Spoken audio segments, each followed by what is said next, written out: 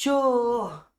हाँ जी sir, welcome to the another chart vision. आज का जो टॉपिक है ये होगा हमारा रेक्टिफिकेशन का टॉपिक। और ये कहाँ आता है सर? आपके मॉड्यूल में असेसमेंट प्रोसीजर के अंदर में आता है। सेक्शन 154 एंड 155 ऐसे दो सेक्शन होते हैं रेक्टिफिकेशन के अंदर में, लेकिन आपको जो एग्जाम में पूछा जा रहा है वो है सेक्शन 154। तो 154 के ऊपर ध्यान दीजिएगा, छोटा सा टॉपिक है। कितने मार्क को आ सकता है? 0 से 4 मार्क के लिए आ सकता है। और रेक्टिफिकेशन जो है ये असेसमेंट प्रोसीजर का ही एक एक्सटेंडेड पार्ट बनता है। अच्छा जी सर, रेक्टिफिकेशन करना मतलब कहीं ना कहीं कोई गलती रह गई होगी, उस गलती को सुधार देना। अब गलती को कौन सुधार सकता है? पहला, खुद होकर के अपने को समझ में आ गया जीवन में अपनी गलती है तो बस हाथ जोड़ करके माफी मांग लेना, साहब मेरी रेक्टिफिकेशन कर दो, गलती हो गई। दूसरा, कई बार आपको जिंदगी के अंदर में रेक्टिफिकेशन मतलब आपकी गलतियां कौन बताता है? दूसरे बताते हैं। तो रेक्टिफिकेशन करने के दो तरीके हुए। पहला तरीका, खुद होकर के अपनी गलती मान लो। दूसरा तरीका होता है कि भैया आप एप्लीकेशन आपको बता दिया जाए कि आपकी ये गलती है और उस तरीके से क्या हो, रेक्टिफिकेशन हो। तो सेक्शन 154 ये रेक्टिफिकेशन की बात करता है। और सेक्शन का प्रोविजंस इस तरीके से चालू होता है, with a view to rectify any mistake apparent from record. इस लाइन को ध्यान से सुनिएगा, with a view to rectify any mistake apparent from record. Yes, an income tax authority referred in section 116। अब आपने मेरे साथ इनकम टैक्स अथॉरिटी का सेक्शन तो पढ़ा ही है, सेक्शन 116। तो कोई भी इनकम टैक्स अथॉरिटी मतलब वो ऑफिसर जो इनकम टैक्स अथॉरिटी की डेफिनेशन में आता होगा वो रेक्टिफिकेशन कर सकता है सेक्शन 116 में। तो बताइए, क्या सीसीआईटी अपने ऑर्डर को रेक्टिफाई कर सकता है? यस, क्योंकि वो इनकम टैक्स अथॉरिटी है। बताइए, क्या सीआईटी अपील अपने ऑर्डर को रेक्टिफाई कर सकता है 154 में? यस, क्योंकि वो इनकम टैक्स अथॉरिटी है। अच्छा जी, किस चीज को रेक्टिफाई किया जा सकता है? ध्यान से सुनिएगा, किसी भी ऑर्डर को या किसी भी इंटीमेशन को रेक्टिफाई किया जा सकता है। तो कोई भी ऑर्डर जो अथॉरिटी इशू कर रही है, जो सेक्शन 116 में लिखा है, वो सारे ऑर्डर रेक्टिफाई हो सकते हैं सेक्शन 154 के तहत। सारे इंटीमेशन भी रेक्टिफाई हो सकते हैं। अब एक बात समझ लेना, इस धरती पे इंटीमेशन तीन ही प्रकार के हैं। इस धरती पे इंटीमेशन तीन ही प्रकार के हैं, या तो 143(1) या 200A या 206CB। अब आप पूछेंगे तीनों में फर्क क्या है? एकदम सरल तरीके से तुम्हें समझा देता हूं। देखो, रिटर्न ऑफ इनकम भरने के बाद जो इंटीमेशन आता है वो होता है 143(1) में। दूसरा, टीडीएस का रिटर्न भरने के बाद जो इंटीमेशन आता है वो होता है 200A में। और 206AB 206CB का जो इंटीमेशन होता है वो टीसीएस रिटर्न के बाद आता है। मतलब ये इंटीमेशन आएगा,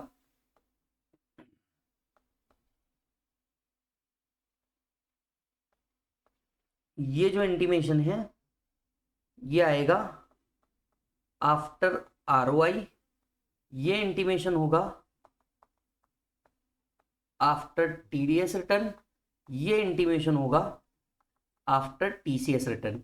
कुल मिला के आपको क्या समझना है? आपको ये समझना है किसी भी तरीके के ऑर्डर या किसी भी तरीके के इंटीमेशन को क्या किया जा सकता है? रेक्टिफाई किया जा सकता है। अब आपके मन में सवाल उठेगा कि क्या सर रेक्टिफिकेशन के लिए हमें कोई फीस पे करनी पड़ती है? द आंसर इज ना मुन्ना ना। There is no fees payable for the purpose of rectification. कैसे करते हैं रेक्टिफिकेशन, मैं आपको बताता हूँ प्रैक्टिकल तरीके से। आपने सबसे पहले incometaxindia.gov.in की वेबसाइट पे जाना है। इसके बाद आपने लॉग इन करना है ई फाइलिंग पोर्टल के थ्रू, राइट। जैसे ही आप लॉगिन करेंगे, लॉगिन करने पे आपको फॉर्म्स मिलते हैं, फॉर्म्स के अंदर में जाना है और फॉर्म्स के अंदर में आपको रेक्टिफिकेशन का फॉर्म सिलेक्ट करना है। फिर आपको पूरा का पूरा टैब ओपन होगा, बेसिक डिटेल्स डालिए, क्या ऑर्डर है जिसको रेक्टिफाई करना है वो डालिए, और रेक्टिफिकेशन में एग्जैक्टली आप क्या रेक्टिफिकेशन चल रहा है वो डिटेल्स डाल दीजिए। काम खत्म, सबमिट कर दीजिए and they will go for rectification. ठीक है सर, कौन कौन सी अथॉरिटी रेक्टिफिकेशन कर सकती है? देखिए, लॉजिकली सेक्शन 116 में जितनी अथॉरिटी है वो सारी की सारी रेक्टिफिकेशन कर सकती है। यस, सो अथॉरिटी में कौन कौन कवर होता है? क्या सीआईटी अपील कवर होता है? यस। क्या सीआईटी कवर होता है? यस। तो सीआईटी जो अपने ऑर्डर पास कर रहा है 263 264 में, क्या ये भी रेक्टिफाई हो सकते हैं? आंसर इज यस, रेक्टिफाई हो सकते हैं। लेकिन कौन सी अथॉरिटी कवर नहीं है? अब ये देखो, ये एग्जामिनेशन में पूछा जाता है कि क्या आईटीएटी रेक्टिफाई कर सकता है क्या? अंडरस्टैंड करना, जो भी सेक्शन 116 में इनकम टैक्स अथॉरिटी की डेफिनेशन में नहीं आ रहा वो रेक्टिफिकेशन कर ही नहीं सकता।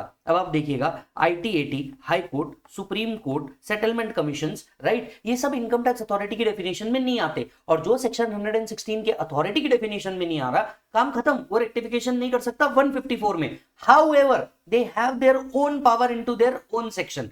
154 में रेक्टिफिकेशन ये लोग नहीं कर सकते। हाँ, बट क्योंकि ये लोग वो सारी अथॉरिटी है जिनके पास इनकम टैक्स अथॉरिटीज की भी पावर है, ये अपने रेक्टिफिकेशन खुद कर सकते हैं अंडर द डिफरेंट सेक्शन।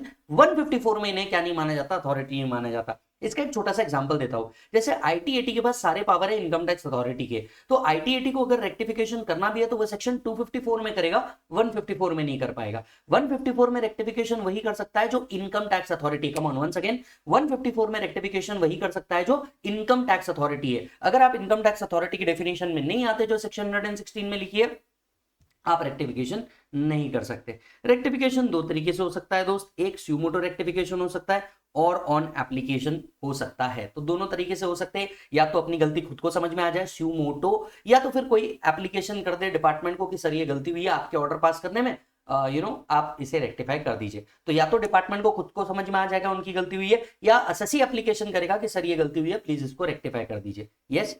अच्छा, एक बात याद रखिए, रेक्टिफिकेशन ऑर्डर पास नहीं किया जा सकता जब तक कि आप OOBH ना दे दे, that is principle of natural justice ना दे दे। आई एम श्योर आपको याद होगा OOBH क्या था दोस्तों, जरा याद करके देखो OOBH क्या था। OOBH का मतलब था अपॉर्चुनिटी ऑफ बीइंग हर्ड। मान लीजिए अगर इनकम टैक्स डिपार्टमेंट के रेक्टिफिकेशन करने के बाद असेसी की लाइबिलिटी इंक्रीज हो रही होगी या रिफंड रिड्यूस हो रहा होगा, तो ऐसे केस में असेसी को अपॉर्चुनिटी ऑफ बीइंग हर्ड मिलना ही चाहिए। और अगर अपॉर्चुनिटी ऑफ बीइंग हर्ड नहीं मिलता तो ऐसा रेक्टिफिकेशन ऑर्डर एक इनवैलिड ऑर्डर बन जाएगा। सो अगर लाइबिलिटी इंक्रीज हो रही है या रिफंड रिड्यूस हो रहा है तो ऐसे केस में OOBH देना मैंडेटरी है, नहीं तो rectification would be bad in law.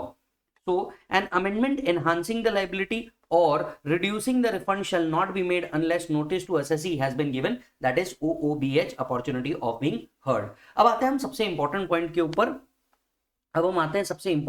के ऊपर। ये चीज जो आपको एग्जाम में पढ़नी चाहिए, सर रेक्टिफिकेशन जो है इसको कब तक के कंप्लीट कर देना है, मतलब what is the time limit for completion of rectification, rectification कब तक हो जाना चाहिए। इसका बेस जाता है इंटरलिंकिंग करते हुए कि रेक्टिफिकेशन किस तरीके से हो सकता है। एक, डिपार्टमेंट स्यूमोटो रेक्टिफिकेशन कर दे, दूसरा क्या हो सकता है कि असेसी एप्लीकेशन करे और रेक्टिफिकेशन हो जाए। अगर डिपार्टमेंट स्यूमोटो रेक्टिफिकेशन करना चाहता है तो it has to be done with in 4 years from the end of financial year in which order was passed. जिस साल ऑर्डर पास किया था उस फाइनेंशियल ईयर एंड से 4 साल के अंदर में रेक्टिफिकेशन ऑर्डर पास करना होगा।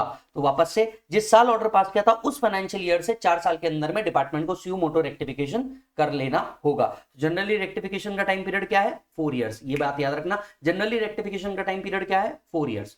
दूसरा हो सकता है कि असेसी ने आपको बताया कि सर देखिए आपने जो ऑर्डर पास किया है ये ऑर्डर थोड़ा सा गलत है, इसको रेक्टिफाई कीजिए। अगर असेसी की तरफ से एप्लीकेशन आया है तो rectification order has to be done with in 6 months। Rectification order shall be pass with in 6 months from the end of the month in which application is received. जिस month में application receive हुआ उस month के and से 6 महीने के अंदर में क्या हो जाना चाहिए, रेक्टिफिकेशन हो जाना चाहिए। तो स्यूमोटो एप्लीकेशन अगर है, स्यूमोटो अगर किया है ओन मोशन में, तो 4 years from the end of financial year in which order is pass. अगर एप्लीकेशन किया है with in 6 months from the end of the month in which application is received by income tax authority. Clear है मालिक। हालांकि एक बात यहां पे बहुत याद रखने लायक होगी कि जो एप्लीकेशन होना चाहिए वो भी विद इन 4 years होना चाहिए। Are you getting the point. मान लो आप एप्लीकेशन ही 6 years बाद कर रहे हैं तो एओ का तो पावर ही खत्म हो गया आपके रेक्टिफिकेशन करने का, क्योंकि उसका मैक्सिमम टाइम जो ऑर्डर पास करने का था वो 4 years ही था। Are you getting the point. So application has to be done with in 4 years, और जब भी एप्लीकेशन आपने किया वहां से 6 months में आपका क्या हो जाना चाहिए, रेक्टिफिकेशन ऑर्डर पास हो जाना चाहिए। यस। अब आते हैं डॉक्ट्रिन ऑफ पार्शियल मर्जर। एक कंसेप्ट आपने जरूर पढ़ा होगा doctrine of partial merger rectification topics के अंदर में। यस, रेक्टिफिकेशन टॉपिक्स में आपने एक चीज जरूर पढ़ी होगी, डॉक्ट्रिन ऑफ पार्शियल मर्जर। चलिए इस कंसेप्ट को बता कर लेते हैं। देखिए क्या होता है, सेक्शन 154 में doctrine of partial merger affirmed है, वेरिन अगर कोई मैटर कंसिडर एंड डिसाइड हो चुका है अपील या रिविजन में, तो उस मैटर का जो रेक्टिफिकेशन है वो हायर अथॉरिटी कर पाएगी, लोअर अथॉरिटी नहीं कर पाएगी, एओ नहीं कर पाएगा। सो अगर कोई मैटर कंसिडर एंड डिसाइड हो चुका है अपील या रिवीजन के अंदर में, तो एओ उस मैटर का रेक्टिफिकेशन नहीं कर सकता। हालांकि एओ उस मैटर का रेक्टिफिकेशन कर सकता है जो अब तक अपील या रिवीजन के अंदर में कंसिडर एंड डिसाइड नहीं हुई है। यानी हम doctrine of partial merger affirm कर रहे हैं। इसे कुछ ऐसे समझिए, मान लीजिए क्या हुआ कि एओ ने असेसमेंट किया 143(3) के अंदर में, दैट इज रेगुलर असेसमेंट। सो एओ ने जैसी असेसमेंट किया, एओ ने क्या किया, जैसी असेसमेंट किया उसने 4 एक्सपेंसेस डिसअलाउ किए, ए बी सी और डी, बराबर है। अब ए बी और सी को लेकर के आप चले गए अपील में, मैटर डिसाइड हो गया। क्या ए बी और सी से रिलेटेड रेक्टिफिकेशन ऑर्डर पास हो सकता है? आंसर इज नो, क्योंकि वो अपील में चले गए, अपील में कंसिडर होगा। हालांकि डी जो मैटर अपील में कंसिडर एंड डिसाइड नहीं हुआ उसका रेक्टिफिकेशन एओ आज भी कर सकता है। इसे ही हम कहते हैं डॉक्ट्रिन ऑफ पार्शियल मर्जर। इसे ही हम क्या कहते हैं दोस्त, doctrine of partial merger. So if it is decided in an appeal or revision, matter which has been considered and decided in appeal cannot be rectified or amended. हालांकि other matter which has not been decided can be rectified or amendment, इसी को हम कहते हैं doctrine of partial merger. वही point 8 point में वापस लिखा है, if appeal has been filed but matter has not yet been considered and decided in appeal, rectification is still possible. Yes और no? The assessee can file an appeal or make an application for revision under 264 against the order of rectification। आपके rectification order के खिलाफ, मान लीजिए आपने order rectify कर लिया, क्या इसके खिलाफ कोई अपील या रिवीजन हो सकता है? यस, बिल्कुल हो सकता है। ये एओ का ऑर्डर है और एओ के ऑर्डर के खिलाफ अपील या रिवीजन बिल्कुल पॉसिबल है। यस और नो? रिसेंटली गवर्नमेंट ने कहा है कि ये जो रेक्टिफिकेशन है ये भी अब क्या होंगे? फेसलेस होंगे, right? In order to eliminate the difference between income tax authority and SSC, optimum utilisation of resources and team based rectification. तो अब जो रेक्टिफिकेशन है ये सारे के सारे क्या होंगे बेटा? फेसलेस होंगे और गवर्नमेंट इसके लिए क्या बना देगी? स्कीम बना देगी। यस, अच्छा, अब मैं चाहता हूं कि आप क्या करें, कुछ पॉइंट समझ ले और पॉसिबल है तो यहां लिख ले। एक स्टिकी नोट होगा तो स्टिकी नोट लगा करके लिख ले। बताइए, क्या सुप्रीम कोर्ट जजमेंट के बेसिस पे रेक्टिफिकेशन हो सकता है? Answer is yes. Past Supreme Court judgement, मान लीजिए अभी कोई सुप्रीम कोर्ट जजमेंट आया, राइट? फॉर एग्जांपल इसे ऐसे समझिए, एओ ने कोई ऑर्डर पास किया अलाउइंग अ पर्टिकुलर डिडक्शन, बराबर है? फिर सुप्रीम कोर्ट जजमेंट आया कि नहीं है, डिडक्शन नहीं देना है। एओ ने ऑर्डर को रेक्टिफाई कर दिया और आपकी लाइबिलिटी को इंक्रीज कर दिया आफ्टर गिविंग ओओबीएच। बताइए, क्या ये रेक्टिफिकेशन ऑर्डर एक वैलिड रेक्टिफिकेशन ऑर्डर है? यस, एक वैलिड रेक्टिफिकेशन ऑर्डर है। सुप्रीम कोर्ट जजमेंट अगर कोई आता है तो मान लिया जाता है कि पहले जो आपने ऑर्डर पास किया था वो एक एरोनियस ऑर्डर था और इसी के लिए रेक्टिफिकेशन पॉसिबल है। बताइए, चेंज इन लॉ, अगर आपका लॉ चेंज हो जाता है तो क्या इस बेसिस पे रेक्टिफिकेशन हो सकता है? मान लीजिए पहले कोई एक्सपेंसेस अलाउ था, लॉ चेंज हुआ, अब वो एक्सपेंसेस अलाउ नहीं है, रेट्रोस्पेक्टिव इफेक्ट से लॉ अमेंड हुआ। बताइए, क्या रेक्टिफिकेशन ऑर्डर पास किया जा सकता है? यस, इसके ऊपर ऑलरेडी डिसाइडेड केस लॉ है कि अगर कोई लॉ रेट्रोस्पेक्टिव चेंज होता है तो ऐसे केस में जो अर्लियर ऑर्डर पास है उसे एरोनियस माना जाता है और अब जो रेक्टिफिकेशन आप करेंगे ये एक वैलिड रेक्टिफिकेशन ऑर्डर होगा, ये एक वैलिड रेक्टिफिकेशन ऑर्डर होगा।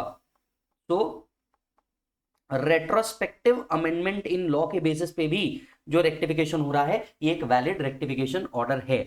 हालांकि चेंज इन ओपिनियन के बेसिस पे, मान लीजिए चेंज इन ओपिनियन के बेसिस पे अगर कोई रेक्टिफिकेशन ऑर्डर पास करना चाहता है तो क्या ये रेक्टिफिकेशन ऑर्डर पास कर सकता है? इसे कुछ ऐसे समझिए, मान लीजिए एओ को पहले लगता था कि एक्सपेंसेस का डिडक्शन देना चाहिए, उसने एक्सपेंसेस का डिडक्शन पिछले कई सालों में दिया है, इस साल एओ को ऐसा लगता है कि नहीं नहीं नहीं नहीं, इस चीज का डिडक्शन देना ही नहीं चाहिए, उसने अपना ओपिनियन चेंज कर लिया। बताइए, क्या रेक्टिफिकेशन ऑर्डर पास किया जा सकता है? एक बात याद रखिएगा, rectification order can not be passed in case of change in opinion. Change in opinion के बेसिस पे रेक्टिफिकेशन ऑर्डर पास नहीं किया जा सकता, तो ये एक बिग नो है।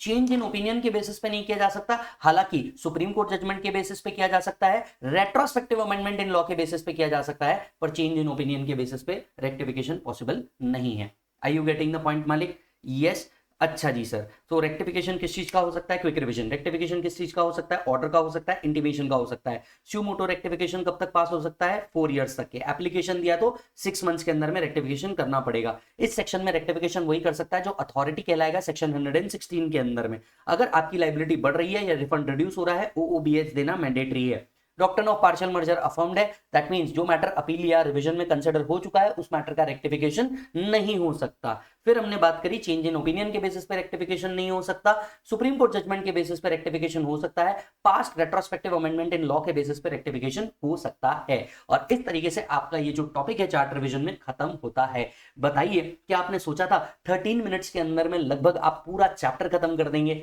नहीं सोचा था। यही है चार्ट रिवीजन का बेनिफिट्स। ये चार्ट आपको ekathamacademy.com पे मिल जाएंगे या हमारे जितने सेंटर्स पार्टनर्स हैं वहां पे मिल जाएंगे। मैं था विजय साडा और आपको रेक्टिफिकेशन का क्विक रिवीजन मैंने करवा दिया। अब इसके बाद आपको क्या करना चाहिए?